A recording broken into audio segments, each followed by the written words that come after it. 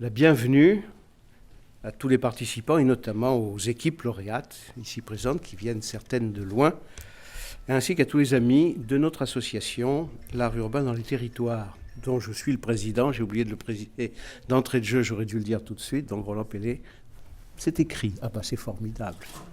J'ai même pas besoin de le dire. Alors, pour tromper un petit peu notre monde, on a changé de nom cette année. Jusqu'à présent et depuis la fondation de l'Association pour la promotion de l'art urbain, celle-ci avait un nom d'usage qui était Séminaire Robert Rosel. Et c'est sous cette appellation de Séminaire Robert Rosel qu'avaient été organisées les manifestations de toutes les années antérieures, les 26 précédentes, puisque ici c'est la 27e manifestation du concours international de l'art urbain. Nous nous appelons maintenant l'art urbain dans les territoires. Alors pourquoi ce changement de nom ? D'abord parce que, après des années, il fallait, et surtout après la disparition du président fondateur, Robert Max Antony, il fallait marquer un nouveau départ, un nouveau élan, mieux marquer notre vocation, parce que certains auraient peut-être pu s'imaginer que notre objet social se limitait à entretenir la mémoire d'un seul homme. Malgré tous ses mérites, Robert Rosel, il y en a d'autres. Ça n'est pas le cas. Et puis aussi, il faut bien le dire, parce que les ayants droit de Robert Rosel ne souhaitaient plus que nous utilisions son nom dans notre dénomination. De toute façon, il fallait marquer l'avenir et le fait que nous nous occupions certes d'art urbain, mais d'art urbain dans les territoires, et nous tenons beaucoup à cette dénomination nouvelle qui manifeste d'entrée de jeu la vocation que nous entendons maintenir, mais également prolonger, poursuivre pour notre association. Cela étant, Robert Rosel est toujours présent. D'ailleurs, si vous allez sur le site internet de l'association, vous trouverez ses références, ses travaux, comme il se doit, puisqu'il reste pour nous une valeur qui a son importance.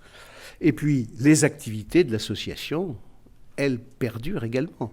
Comme je vous l'ai indiqué, c'est ici, ce soir, le 27e concours international de l'art urbain que nous célébrons. Alors, le thème de cette année, alors tout à l'heure, Aude Vaspart, qui est la cheville ouvrière de l'association, expliquera de façon plus complète ce que sont les différentes activités de l'association.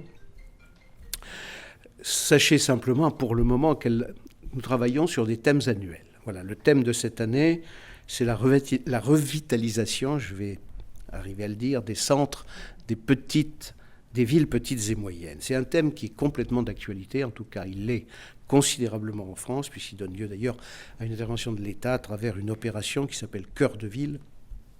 Et nous nous situons dans la droite ligne des travaux qui sont engagés ces dernières années sur ce sujet qui est un sujet extrêmement sensible, extrêmement préoccupant, quand nous voyons dépérir un certain nombre de centres anciens qui pourraient être revalorisés et être occupés plutôt que de voir fleurir dans les périphéries des lotissements à l'esthétique plus ou moins évidente. Bon, voilà. Alors, avec également les centres d'histoire. Enfin, tous les problèmes sont posés. Je ne vais pas ici faire un développement. C'est le thème que nous avons retenu parce que c'est un thème qui est très, même si d'autres l'utilisent aussi, précisément, c'est dans la convergence des approches de cette question que nous l'espérons, des solutions pourront être trouvées. Alors, le déroulement du concours, je le rappelle brièvement, on a lancé bien sûr un appel à candidature, on a reçu 42 esquisses cette année, et maintenant de 31 enseignants et 140 étudiants. Sur ces esquisses, 11 ont été retenues dans un premier temps par un comité de sélection composé principalement de membres d'associations, mais également de représentants d'autres organismes, comme la mission interministérielle pour la qualité des constructions publiques. Ces 11 esquisses ont été classées par pays. Alors, il y en avait venant de l'Algérie, de Chine, de France, de Pologne, du Togo. Je crois que vous aviez tout à l'heure la liste. Et les enseignants qui participent au jury, donc les 31, ont évalué ces 11 esquisses et finalement ont retenu les lauréats, les 4 équipes lauréates de ce soir. L'équipe une équipe algérienne, une équipe togolaise, une équipe polono-française que l'enseignant est polonais, mais les étudiants sont français, et une équipe vraiment polonaise alors. Donc vous voyez, nous accueillons des travaux de plusieurs pays. Alors, j'entre pas non plus dans le détail parce que chacun va, vous allez les voir, tout le monde va les présenter. Aude Vaspar le fera, introduira cette présentation tout de suite. Voilà. Alors, je vais donc rapidement maintenant lui donner la parole parce qu'on va aller au fait. J'indique simplement qu'à la fin, nous présenterons le thème de l'année qui vient parce qu'on a déjà commencé à travailler sur le thème qui se situe d'ailleurs dans le prolongement du premier. Ce thème porte sur les mobilités pour tous dans les bourgs, villes et villages. Donc on est toujours dans les villes petites et moyennes.